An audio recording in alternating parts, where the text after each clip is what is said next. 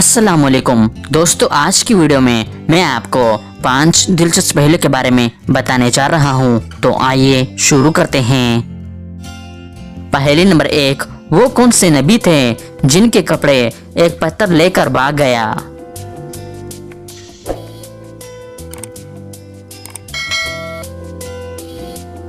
इसका सही जवाब है हजरत मूसा अलैहिस्सलाम। पहले नंबर 2, वो कौन सा साल है जिसे उल्टा लिखो या सीधा कोई फर्क नहीं पड़ता?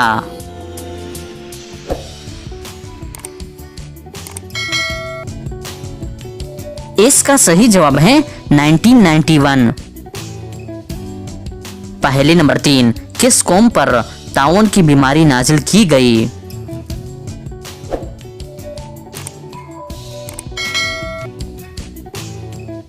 इसका सही जवाब है बनी इसराइल। पहले नंबर 4, वो कौन सा परिंदा है जो अपने कानों से देखता है?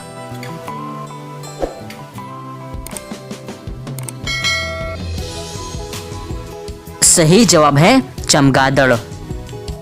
पहले नंबर 5, वो कौन सा जानवर है जो 6 माह सोता है और 6 माह जागता है?